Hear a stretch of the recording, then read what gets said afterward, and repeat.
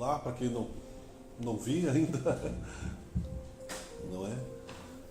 Vamos fazer uma pequena oração juntos, para que a gente converse um pouquinho sobre a doutrina espírita, aqui no nosso querido Centro Harmonia e Luz. Então, bem tranquilos e entregues ao nosso destino, vamos juntos pedir a Deus que ouça a vontade de Jesus Cristo sobre os nossos pensamentos e sentimentos, que a oração de Jesus, irmão maior misericordioso para nós, seja aceita pela misericórdia infinita do nosso Deus Criador, e que possamos nos iluminar pela inspiração, pela caridade dos espíritos superiores, para que possamos andar na direção da luz. Neste momento de atendimento espiritual, com a ação do plano espiritual invisível, que seja feita a tua vontade, Pai, sobre as nossas palavras, e que assim seja. Oi.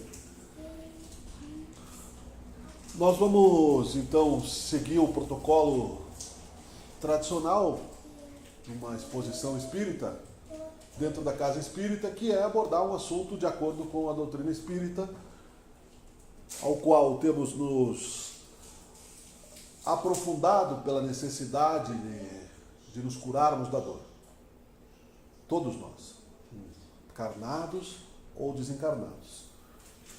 Então, para que seja dada até uma continuidade, já que estamos de uma certa forma regularmente aqui na casa, trocando informações, o assunto é a necessidade da encarnação. Está no Evangelho segundo o Espiritismo, capítulo 4. Eu vou ler só um pequeno trecho para que a gente possa conversar sobre ele. É uma pergunta que Allan Kardec faz aos espíritos. É um castigo a encarnação e somente os espíritos culpados estão sujeitos a sofrê-la? Ou estão sujeitos a sofrê-la? E a resposta de São Luís, em 1859, é a seguinte, que é um espírito que, através da mediunidade, respondeu a Allan Kardec. A passagem dos espíritos pela vida corporal é necessária para que eles possam cumprir, por meio de uma ação material, os desígnios cuja execução Deus lhes confia. É-lhes necessária, a bem deles, visto que a atividade que são obrigados a exercer lhes auxilia o desenvolvimento da inteligência.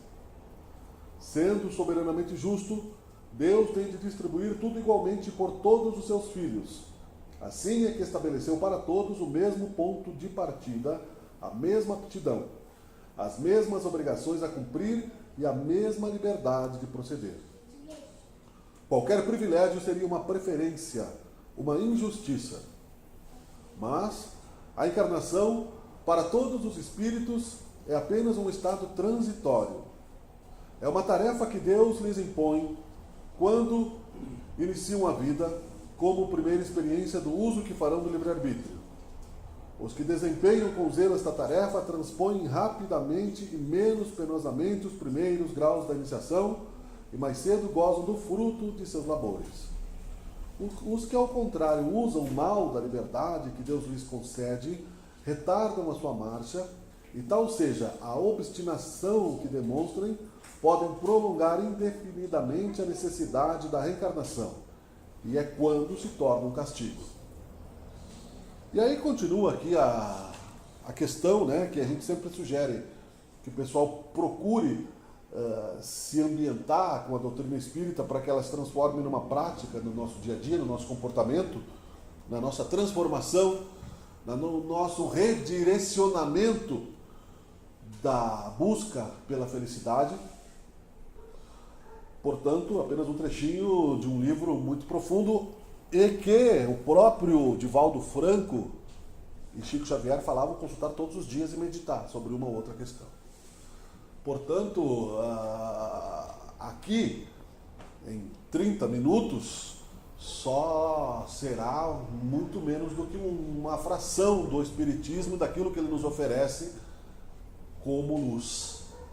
Mas talvez o suficiente para que nós possamos regenerar a nossa luz, que precisa ser regenerada, aliás, constantemente. Como dizia Jesus, orai e vigiai. E tudo o que nós falarmos estará em acordo com a necessidade da encarnação neste momento. As parábolas de Jesus, as pontuações de quem somos, por que estamos aqui e para onde nós estamos indo, a necessidade de termos um autoconhecimento sincero, porque caso contrário as crostas psicológicas que nascem distraem a nossa capacidade de nos auto-enxergarmos, destrói a nossa imagem sobre nós mesmos, e aí estacionamos. Então é aí que a encarnação se torna um castigo. A visão de que Deus criou a dor, temos falado, e outros tantos, com simplicidade, ela é uma ilusão nossa. Porque não queremos, muitas vezes, abrir mão do orgulho e aceitar que nesta encarnação, ou numa outra, seja ela qual for, nós erramos, fomos imperfeitos, e que ainda somos. Nada tem aqui neste trecho curto que foi lido de religião, mas também tem tudo de religião. Vejam que a relatividade das coisas, ela nos mostra que cada um pode observar aquilo que tem, que Deus dá, de acordo com a sua necessidade, mas de acordo com a sua capacidade de escolha, que pode ser maior ou menor, se a pessoa está madura o suficiente ou não para aceitar o caminho que ela tem que trilhar. Não é um brete. Deus é tão bom que nos deixou livre para escolher o proceder. Então, por que nós temos que seguir dois caminhos, né? Se pararmos para pensar de forma materialista, são duas linhas. Normalmente, uma questão sem sobressaltos, o que acontece? Naturalmente, o que se espera de uma encarnação normal. A pessoa nasce, tem um lar relativamente equilibrado, recebe uma boa educação, estuda, recebe uma boa faculdade, conquista um grande patrimônio, uma posição política, uma posição empresarial e faz a linha descendente até a morte para deixar tudo isso para trás e descansar no nada. Que sentido faz isso? Qual é o sentido do materialismo dessa vida tediosa e cruel? Porque aí o vício intelectual você vai fazer uma pós, e aí você, mesmo que sejam 100 anos, pergunte-se para uma consciência que ultrapassou já uma determinada idade do corpo físico, se ela não acha que passou como uma fração de segundo. Então nós estamos aqui numa escola. E como diz no Espiritismo, a cultura espírita, que ninguém fica para sempre numa escola. Ou seja, nós não vamos ficar para sempre encarnados.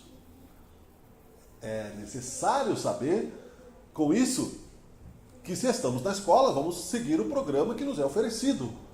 E o programa que nos é oferecido é o amor.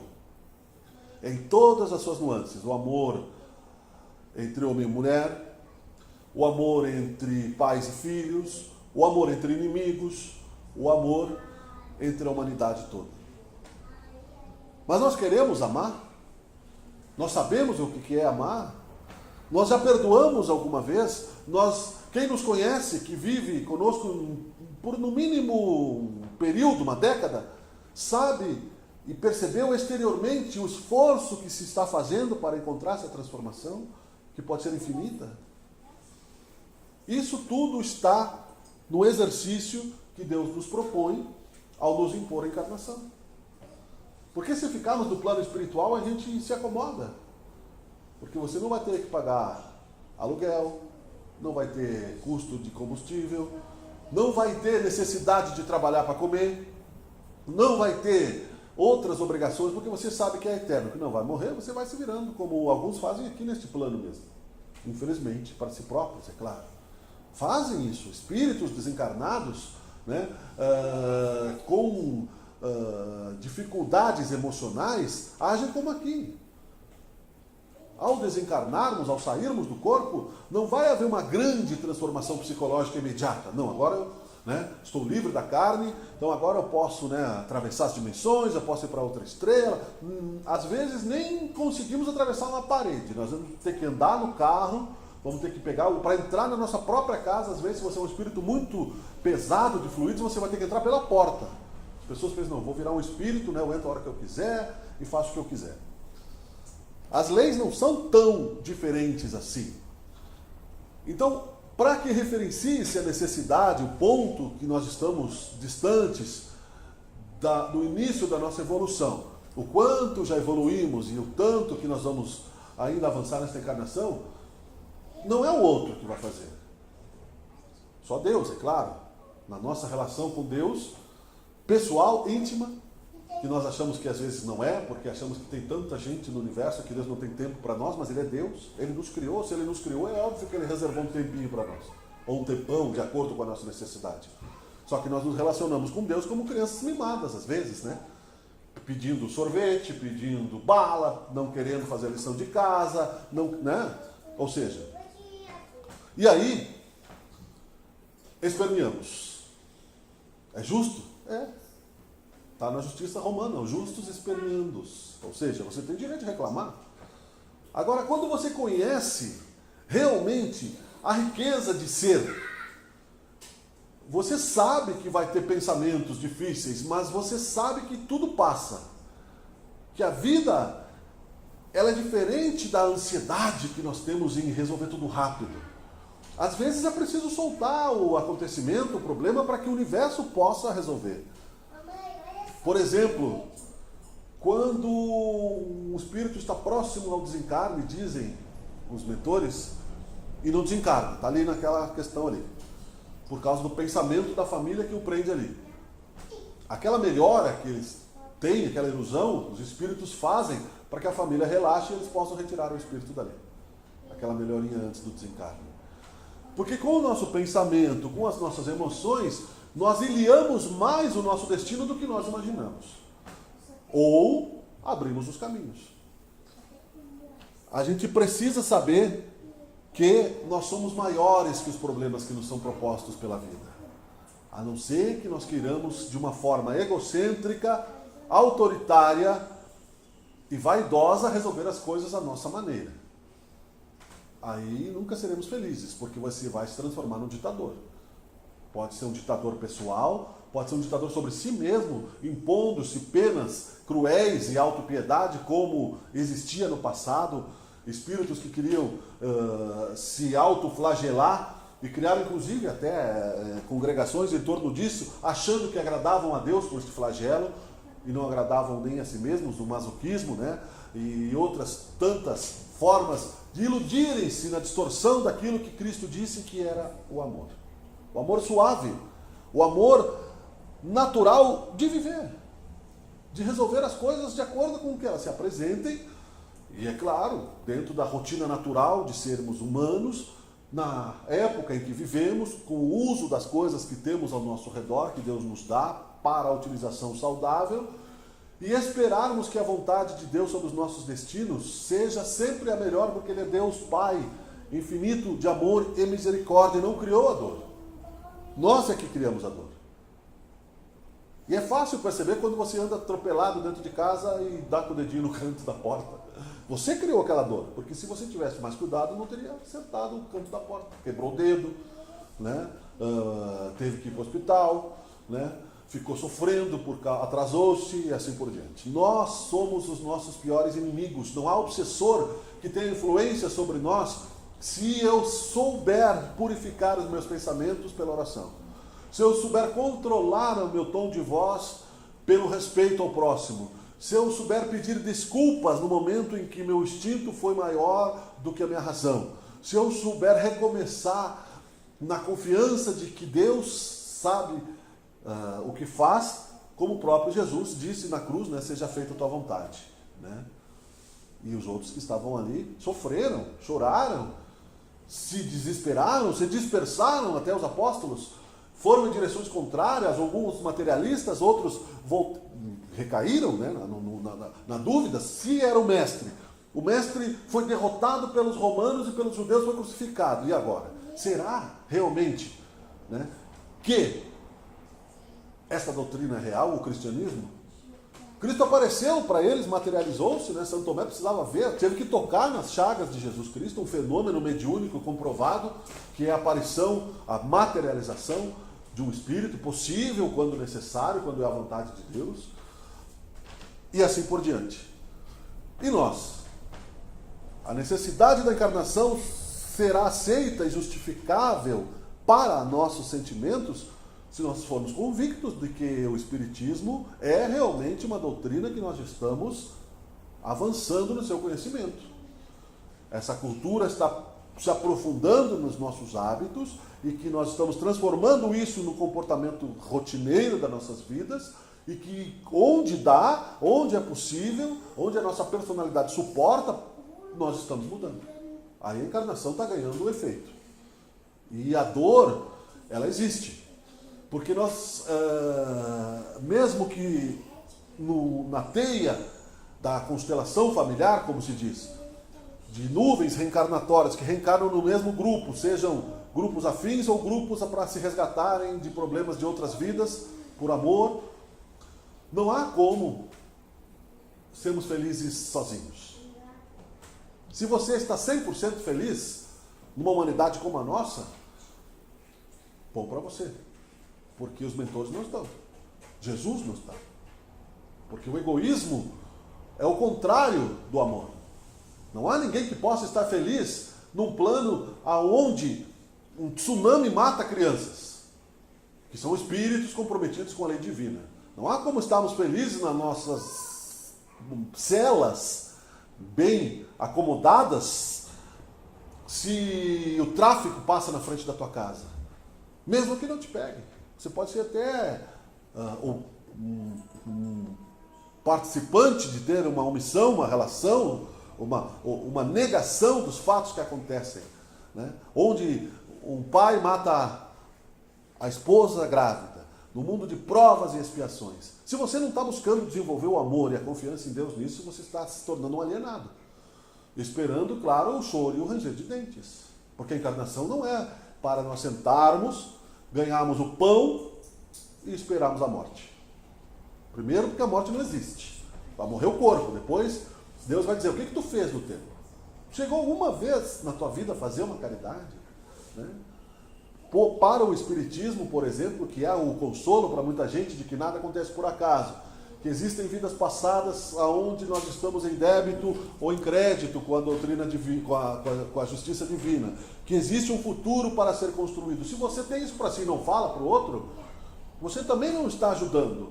Você também não está na obra do Cristo, não está evitando de ajudar um irmão seu.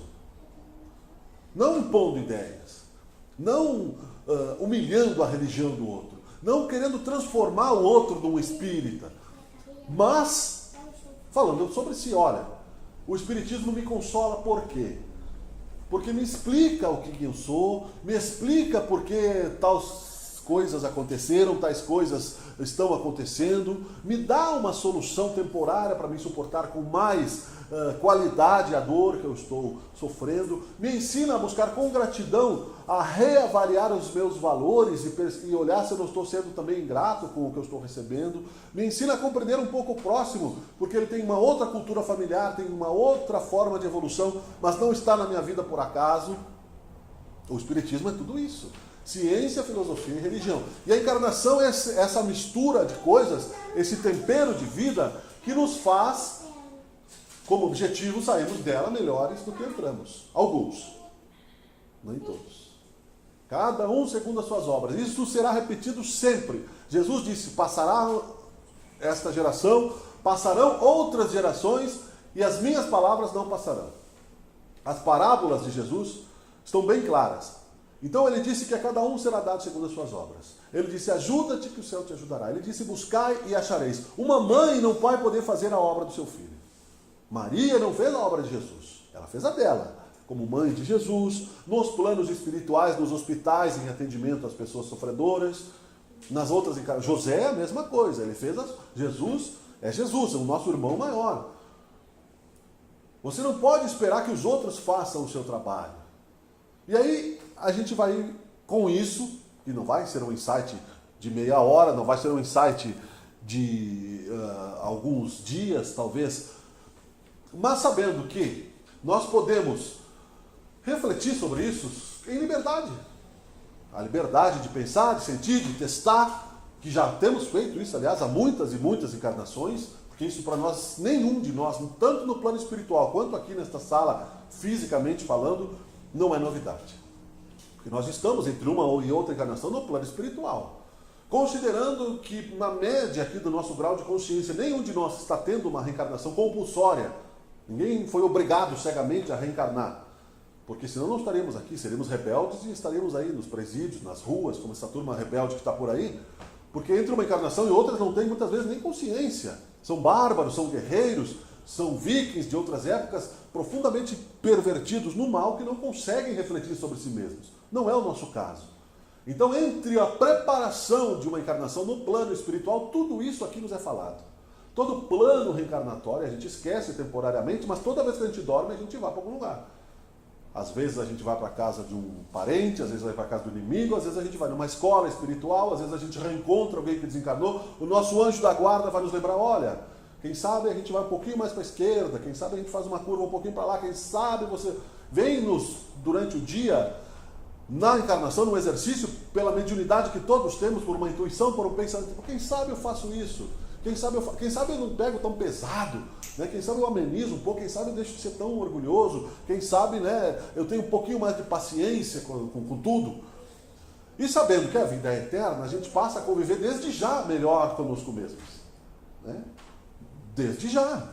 Você não precisa esperar carregar o fardo da humanidade para chegar no plano espiritual se arrastando, achando que salvou o mundo, porque não vai acontecer. Nenhum de nós é Jesus e nem mesmo ele quis ter essa autopiedade sobre si mesmo.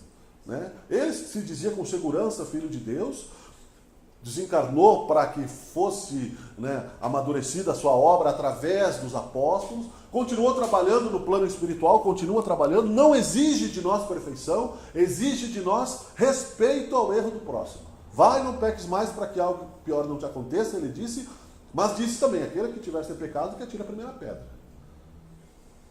Ou seja, quem somos nós nessa ou noutra encarnação, né? E fazemos, é claro, mas é um erro que temos que corrigir e recomeçar. E convivendo melhor conosco mesmos, talvez, se o dia não foi 100% tranquilo na direção do processo evolutivo, você vai começar com 5%. Só por essa próxima hora eu vou soltar os problemas. Como diz no passe virtual, se vocês botarem no YouTube, a frase é essa: passe virtual, Instituto André Luiz, que dá para fazer em casa, 10 minutinhos, que é quase como um evangelho no lar, mas é um passe, eles vão na casa da pessoa. Solta. Você está com problema para pagar o imposto do carro, solta. Ou agora não vai pagar. Vai pagar o imposto agora? Não vai. O banco está fechado, você não tem o recibo, né?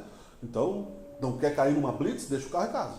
Né? E relaxa, amanhã, outro dia você tem a noite toda, você tem só por agora eu vou ser feliz. E amanhã eu vou resolver como eu conseguir. Você já andou de ônibus, você já nem andava, você estava no útero da mãe, você nem corpo tinha. Então, às vezes, a gente se apega a picuinhas, a mesquinharias, como se aquilo fosse realmente o universo de nossas vidas, e não é. A gente precisa sentir que estar em paz consigo mesmo é viver num palácio ou numa choupana com a mesma luz, que é o universo. Você entende, então, que Deus é estável no bem, que a dor que nós criamos são as projeções das nossas vaidades, das nossas problemáticas espirituais distorcidas. E a encarnação tem por objetivo corrigir tudo isso, através do exercício, do reencontro com aquele que você magoou, para que você possa pedir perdão e fazer o bem. Não basta se arrepender, é preciso reparar o mal que foi feito. Lei de causa e efeito, quem te feriu vai te curar. E aqui, quando ele fala no começo, para concluir, a passagem dos espíritos pela vida corporal, quem são os espíritos? Nós. Não somos fantasmas. Os espíritos encarnados somos nós. Os espíritos desencarnados somos nós sem o corpo físico. Como nós? Como eu me sinto? Eu tenho cabelo branco, eu uso óculos, eu tenho a voz grave, eu tenho 1,80 m, é assim que eu vou desencarnar. Depois, com a capacidade de transformação do corpo espiritual, à medida que eu for evoluindo, eu vou rejuvenescer. Mas o meu psicológico, o meu sentimento, a minha consciência é a mesma. Com o tratamento espiritual, eu vou fazer um retorno às minhas vidas passadas, para ver o quanto eu evolui, o quanto eu estacionei. Eu não vou regredir, eu posso estacionar. Isso eu posso.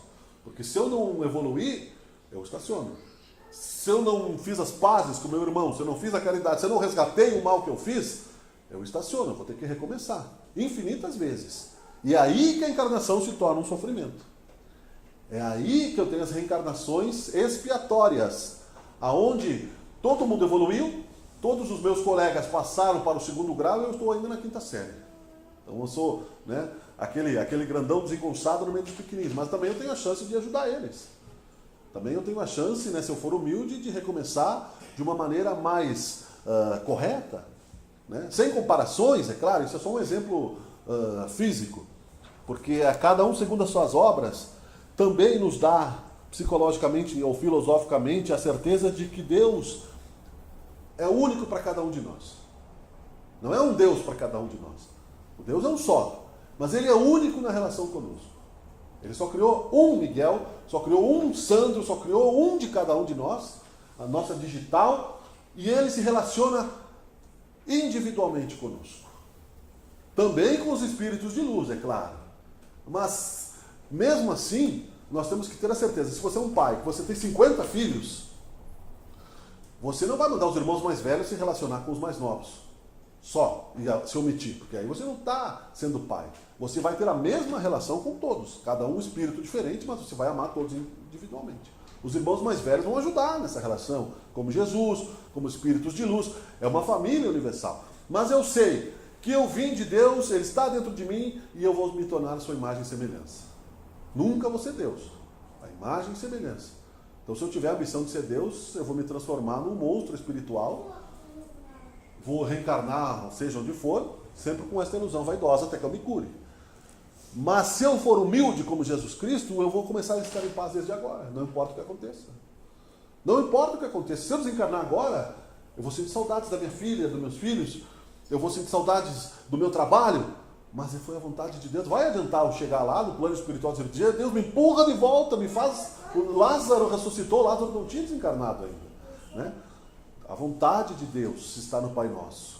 Jesus Cristo disse, seja feita a sua vontade, assim na terra como no céu. Compreenda a Deus na sua vida. Porque se o Espiritismo, que é tão mastigado, não te levar até Deus, não te levar até a figura de Jesus Cristo, você está distorcendo para si mesmo a luz que Deus nos dá por uma misericórdia infinita. Não vai adiantar na tua vida. Não vai servir. Né? O Espiritismo tem que ser uma convicção dentro de você, mesmo que você seja um iceberg. Mesmo que seu coração seja gelado como a geleira mais profunda do polo e que o sol mais forte demore para derretê-la, ela vai derreter e você vai aprender a amar. Agora, se você tornar isso numa noite escura, esse gelo só vai aumentar, os seus problemas só vão piorar e você não vai fazer o trabalho de cada dia. A cada dia basta a atividade da nossa encarnação. Nós estamos aqui temporariamente. Nós vamos voltar numa futura reencarnação, porque não é a última, não é a primeira. É uma lei de Deus, não podemos nos suicidar por qualquer tipo de atividade negativa à saúde do corpo e da alma. Temos que nos curar e a cura está em Deus. O resto é o acréscimo. Amar a Deus sobre todas as coisas, o próximo como a si mesmo. E aí você tem a ciência que é de Deus, né? Porque Ele deu inteligência para os homens criarem a ciência, criar os remédios, criar os tratamentos psicológicos, psiquiátricos, físicos, criou os carros, criou os automóveis, criou a tecnologia, tudo vem de Deus. Nos deu a possibilidade de co-criarmos. Né?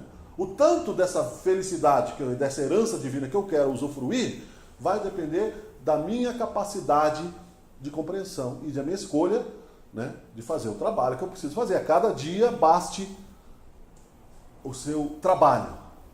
A dor não vem de Deus, o amor sim. E o amor cobre a multidão de dores e sofrimentos, tenhamos a certeza disso. Transformemos isso numa rotina como tomar água em nossas vidas.